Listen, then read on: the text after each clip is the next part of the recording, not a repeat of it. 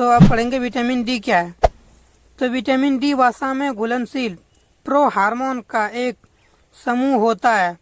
इसके दो प्रमुख रूप हैं, विटामिन डी विटामिन 2 एवं विटामिन 3 डी है।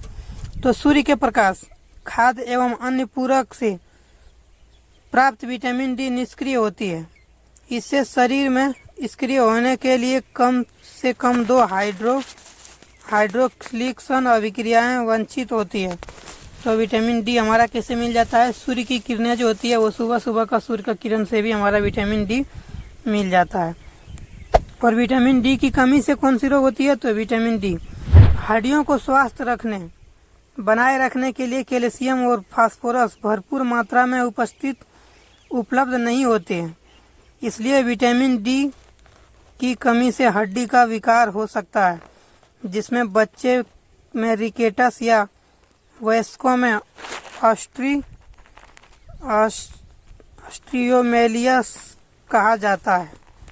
और विटामिन लास्ट बचता है फ्रेंड्स विटामिन के। तो विटामिन के क्या है? विटामिन के महत्वपूर्ण है क्योंकि यह लीवर को प्रोटीन बनाने में मदद करती है। ये लीवर को प्रोटीन बनाने में मदद करती है, जो रक्त के जमने देता है, जो रक्त को जमने देता है, यानी कि थका होने देता है। तो विटामिन के की कमी दुर्लभ है। विटामिन के की कमी बहुत दुर्लभ है फ्रेंड्स।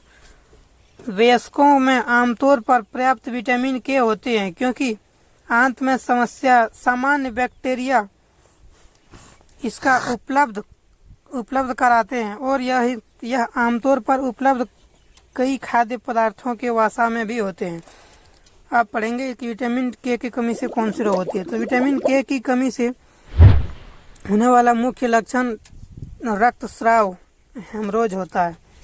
त्वचा में चोट लगने के कारण, नाक से घाव से, पेट में या आंत में कभी कभी पेट में रक्तस्राव होने से उल्टी में खून भी आती है। उल्टी में जैसे कभी कभी पेट में कुछ हो जाता है तो उल्टी होने के कारण पेट से खून भी आने लगता है। पेशाब में मल में खून दिखता है, जैसे कि कोई पेशाब करता है उसका विटामिन के की कमी से वहाँ भी खून दिखेगा आपको, या मल काला हो सकता है। नवजात शिशु में मस्तिष्क के भीतर या आसपास जानलेवा रक्तस्राव हो सकते हैं।